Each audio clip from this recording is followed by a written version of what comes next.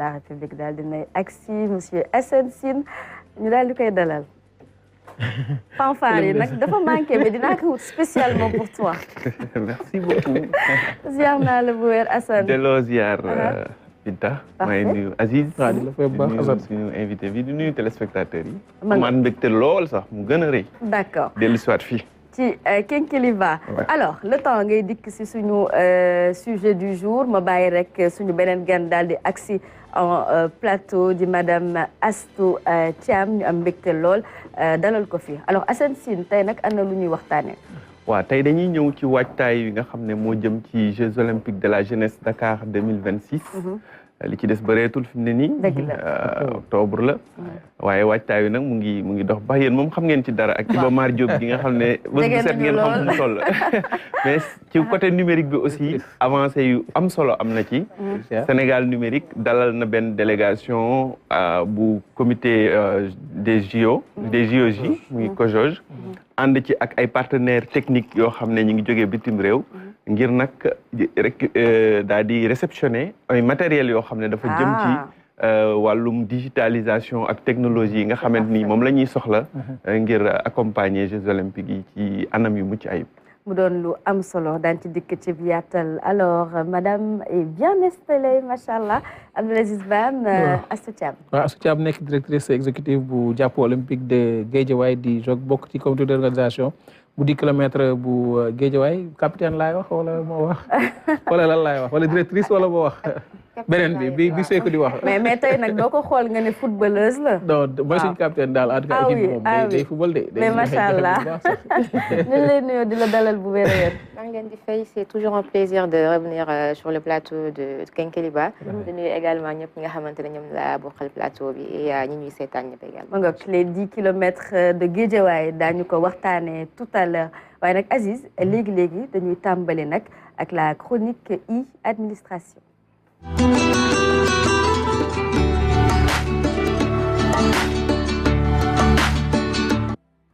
Hadj Assane. waaw soxna Binta. naka mu. ñu ngi sant bu baax mbaa yaa ngi ci jàmm. ça va sant yàlla bu wér. yàlla na jàmm yàlla ñooñu ba tey ci waajtaay. ban jour la kii ñëwoon. kan si. Ramatulaay. lundi lan lañ doon waxtaanee lundi. am na daal lu ñu doon wax ba tuddul. day sekk signature. mu ni Assane dafa maame de. waaw maam Assane waroon na fi nekk daal mu tëddal ñu daanaan boobee di day sekk signature. waaw day sekk bu Thiès ndeysaan. waaw macha allah. da nga cee bëgg a wax. ah boo bëggee moo waaw wax ba tey lu bëri parce que jamono ji nag Thiès et à l'honneur probablement. waaw signature moom way la boo xam ne vraiment marqué na ñëpp ndax moom waykat bi moom ci boppam sax dafa demoon ba am na benn interview bu ma doon gis mu ne dafa dem ci maire bi mu doon way Ami Balla Tall yaakaar na mu ne ko tax nga mënatuma way lu neex Sénégal ndax way bi ma la way ñu koy ñaanal yàlla yërëm ko dolli ko yërëm fa mu tëdd amiin donc merci beaucoup suñu ndaanaan yooyu yëpp moo xam ñu nekk di dund ba tey waaye ak ñi nga xamante ne wuyu ju nañu seen borom mu am liggéey bu am solo bu ñu daal di amal béy nañu en tout cas seen waar ba tax na kenn dootu leen fàtte. Aziz wala Assane ñu daal di dikkaat ci ponk bile Sénégal numérique jox nañ ko ay jumtukaay. ay jumtukaay yu am solo yoo xam ne mu ngi jóge ci partenariat boo xam dañ ko signé ak comité olympique comité d'organisation des Jeux olympiques de la jeunesse Dakar 2026. àndandoo ci ak ay partenaires techniques yu mel ni Alibaba Cloud. léegi nag ñu doon réceptionner matériel boobu fële nga xam ne moo di Diamniadio. ci noonu rek dañ leen daal di dégtal ki nga xam ne mooy directeur général bu Sénégal numérique SA mu dellu si. ci njariñ li nga xamante ne nii technique équipement yooyu dina ko am ngir waajal Jeux olympiques yi ci anam yu mucc ayib ñu déglu Isidore Diouf. Dans la dynamique du New Deal technologique dont nous célébrons d'ailleurs la première année, la modernisation constante de nos infrastructures n'est plus une simple ambition, c'est une exigence. Il nous faut garantir la disponibilité continue des services, assurer une cybersécurité sans faille et absorber l'explosion du volume de données que génèrent ces jeux. D'excellence que s'inscrit la cérémonie d'aujourd'hui, grâce à l'expertise et la vision du COJOJ, nous réceptionnons ce jour des équipements technologiques de pointe qui ont très tôt fait confiance à Sinum et en sa capacité à être un partenaire stratégique pour ces JOJ. Ce que nous actons aujourd'hui dépasse la simple livraison de matériel. Il s'agit du symbole fort d'une confiance mutuelle afin de faire de ces JOJ une réussite technologique retentissante. Concrètement, ces nouveaux équipements de classe mondiale nous permettront d'entamer une transition numérique fondationnelle avec la mise en œuvre du cloud souverain, véritable levier de souveraineté. La plateforme Alibaba Apsara Stack seront déployées l'architecture gouvernementale d'entreprise et la Digital Public Infrastructure, véritable pilier de notre stratégie de transformation digitale. Plus important encore, ces installations constitueront un héritage technologique inestimable pour l'administration sénégalaise bien après la clôture des Jeux. L'intégration du cloud Alibaba dans le parcours souverain numérique étatique constitue une vision stratégique cohérente, celle de l'intégration complète de la chaîne de valeur numérique. Cette architecture repose sur 3 piliers. Le transport international avec le câble sous-marin Cher avec une capacité future qui passera à 64 Tera. Le backbone national avec plus de 5400 km de fibres optiques, garantissant une capillarité territoriale complète, et la couche de traitement et de valorisation avec la plateforme Aspara, déployée simultanément à Diamniadio et à Orona. mu mel ne nag yëf yi taxaw na. waaw taxaw na équipement yi jot nañ ci suñu ingénieurs yi ñu ngi ciy liggéey bu am solo jamono yi ñu toll nii. àndandoo ci nag ak comité olympique bi nga xam ne ba ñu tàmbalee ba léegi confiance bu yaatoo yaatu lañ jox Sénégal numérique ci liggéey bi nga xam ne moom moo jëm ci wàllu technologie yi mu mel ni lépp lu jëm ci ay déploiement wifi connectivité ak communication entre acteurs yi nga xam ne ñoo nekk ci comité bi yooyu yëpp am na ci liggéey bu am solo ci wàllu technologie boo xam ne Sénégal numérique war na koo def. mu nga gis ndaje bi mu nekkoon lu am solo ndax ministre bi ñu dénk wàllu communication télécommunication ak numérique Alioune Sall moom moo ko jiite woon foofee ca Diamniadio. ñëpp nag teewoon fii gis nga foofu directeur général bu ARTP ak yeneen directeur yoo xamante ne ni teewee nañ ndaje mi ak rawatina tamit ki nga xam ne moo jiite comité d'organisation des JOJ.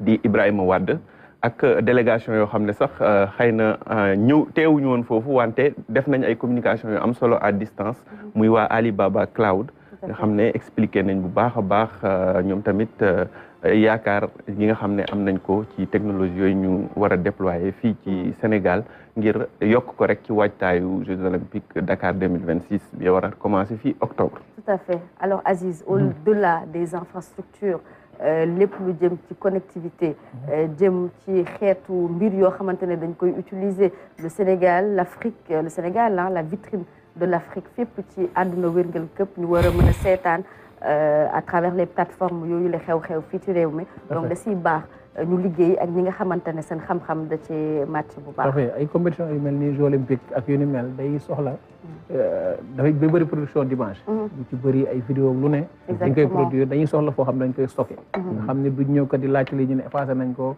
ndax comme niñ koy waxee fii disque dur yi ñoo doyul ak yu ni mel tey ji bu ñu waxee cloud rek dañ ne capacité yoo xam ne lépp loo xam ne produire nañ ko ci jeu rek dañ koy mën a di stocké denc ko ba saa yi ñu ko soxlaa rek war ko mën a jëliwaat jàpp naan tey lu xibaar bu neex la xam ne permettre tey ji Sénégal moom ci taxawaay boo xam ni da nga mën a permettre tey lépp lu jëm ci wàllum épreuve yi nga xam ni dañ ko amal ci biir muy athlétisme ak lépp loo xam ne dañ ko amal ñu am banque de données boo xam ne nañ ko mën a denc tey ñoom Assane buñ ci boolee connexion boo xam ne bu doy la tey dara du nekk loo xam ne luy ëmp Sénégalais la ci événement bu di mel jàpp naa ni taxawaay bi ci Sénégal numérique di am saa yi moo koy wax rek mooy taxawaay boo xam ni mooy dëgër laay loo xam ne na permettre tey jii saa yi ñu gis ko rek tey sañu xel da ciy dal ndax ci kaan bi am nañ ci expérience boo xam ne defal nañ ko fii nga xam ne moom moo doon ci village kaan bi permettre tey jii chaque jour dañ doon connecté da ngay dëgg si rek sa connexion commencé comme nga gis ni connecté nga te du am benn yoon boo xam ne rupture da ciy am ngeen mën di envoyer say élément di mën di def say direct ba doo ci am benn jafe-jafe mu doon lu am solo alors ñu jébbal kàddu gi les dames d'abord tey jii taxawaayu Sénégal numérique jëmale ci compétition bu mag boobee Ok, je pense que Ban wax na ko tout à l'heure lors des grands événements sportifs boo xoolee tout ce qui est couverture ak connectivité bokk na même si les critères yi nga xamante ne bu ñuy attribuer benn dëkk événement sportif dañ koy jël en compte parce que c'est quelque chose de très important déjà par rapport à la transmission comme ni mu ko waxee il y a également outils numériques yu bëri yoo xamante ne dañ koy utiliser lors de ces événements là pour faciliter l'accès aux infrastructures pour faciliter également la communication organisateurs yi donc tey jii c'est une très bonne chose bu ñu déggee ni Sénégal outillé nañ ko ci partie numérique bi mais également il y a l'héritage que ça va laisser ici exactement. Parce que après les Jeux également suñu ñi nekk administration sénégalaise comme le monsieur l'a dit tout à l'heure dinañ mën a utiliser aussi ces outils là et ça va nous permettre en tout cas de relever un peu suñu domaine boobu noonu donc c'est très bien et loolu mooy importance également Jeux olympiques de la jeunesse yi parce que bu demee am na lu bëri li nga xamante ne daf ko fiy bàyyi muy héritage matériel comme les choses qu'on reçoit comme l'héritage immatériel également bi nga xamante ne ça sera peut-être la formation yoo xamante ne également daf ko fiy bàyyi donc buñu déggee lii moom dañ siy kontaan bu baax koy firndeel ndax tale yi ñuñ koy defar bërëb stade yeeg ñoom seen lépp instant bi jamono ji ñooñ koy yeesalaat ba mu baax donc Sénégal da ciy bénéficier wu bu wér a wér alors monsieur Faye ñu bàyyi la nga àddu ci d'accord bon suñu invité bi presque def na résumé bi yëpp donc JOJ événement la boo xamante ni événement mondial la événement bu mag la effectivement outils numériques yi moo lay permettre tey jii nga mën a lancer ces informations ba ñëpp mën si jot de façon bu baax quoi et donc si le Sénégal est prêt numériquement si est outillé numériquement c'est une bonne chose et nous sommes dans une bonne lancée. Parfait.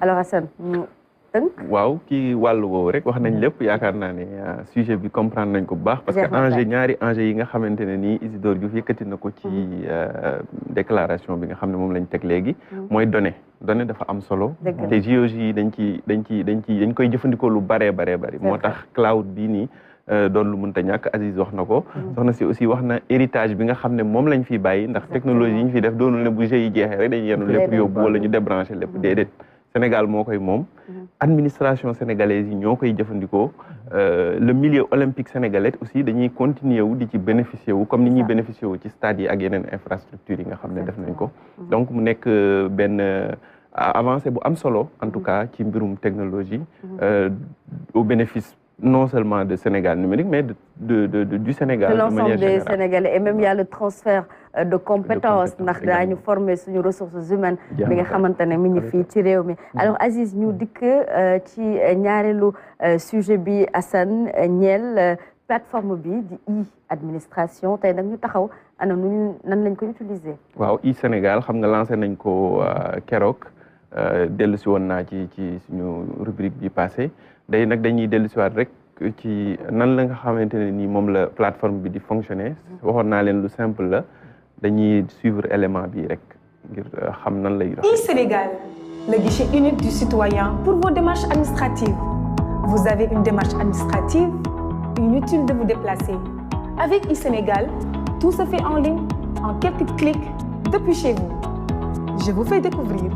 Ouvrez votre navigateur et rendez-vous sur www.isenegal.sn. La page d'accueil affiche l'ensemble des services disponibles. Cliquez sur la rubrique Démarches pour parcourir le catalogue complet des services en ligne. La plateforme vous guide à chaque étape, rien ne se perd, tout est tracé, tout est accessible. Simple, rapide, disponible 24 heures sur 24. e-Sénégal, l'administration au plus proche de vous. Vous n'êtes jamais seul avec e-Sénégal. Une équipe dédiée est prête à vous accompagner à chaque étape. À très bientôt sur la plateforme.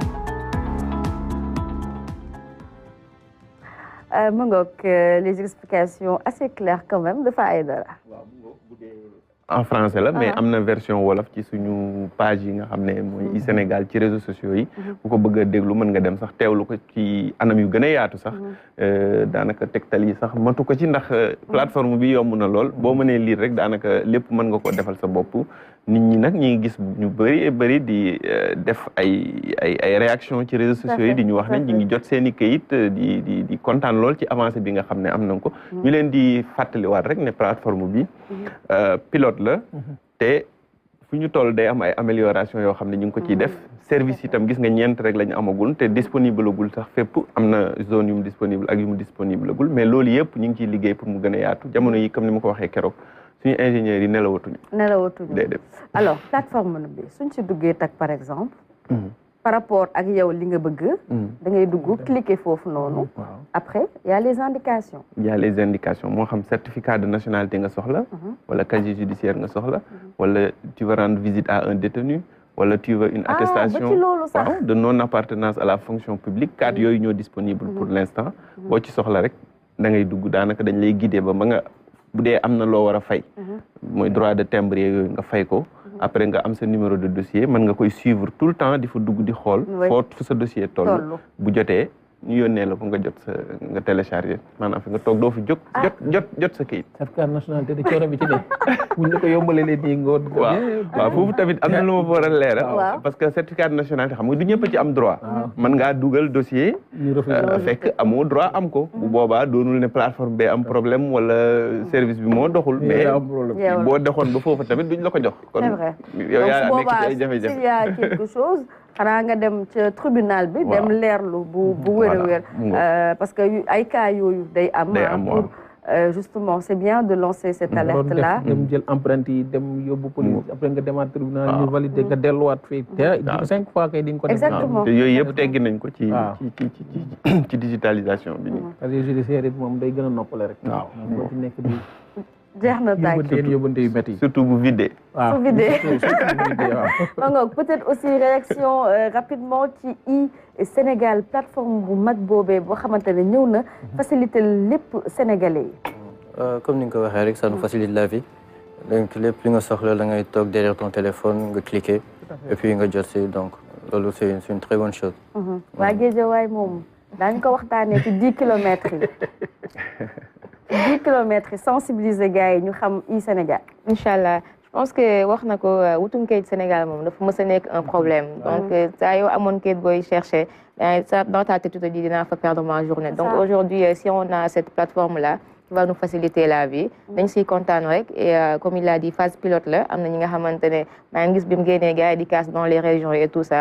on c'est bien de le préciser. dañuy commencer peut-être Dakar ak certains yenn zones yi. après on va aller dans les régions par exemple suñu genre yi nga xamante ne on vient des régions. pour nga am papier dem ba foofu noonu wut ko et tout ça. donc ça sera plus facile pour nous. exactement alors merci beaucoup Assane Sine. jërëjëf tënk ci wàllu woowee. waaw ci wàllu woowee di gërëm Sénégalais encore rek ci accueil bi parce que ñun ñi nga xam ne ñooy topp réseaux sociaux page yi gis nañ bu baax ne accueil bi daal am na solo am na maanaa te nit ñi xam nañ ne attente bi moom yaatu woon na dëgg la waaw ñi nga xamante ne nii nag peut-être ba léegi amaguñ satisfaction ndax liñ doon xaar egseegul ñu leen di ñaan rek ñu taaxeerlu ne lépp dina baax inshallah ndax New Deal technologique loolu moo ko tax tout à fait tepp gën yu ret mu ngoog jeex na tàkk moo xam ñu ne fii ci Ndakaaru ak les zones inshallah dinañ ko gën a yaatal suñu mbokku sénégalais yu nekk ca diaspora bi aussi dinañu gën a kontaan bu baax a baax en tout cas kontaan nañu ci yow ñoo lay gërëm di la sant. jërëjëf maa gën a kontaan. mu sell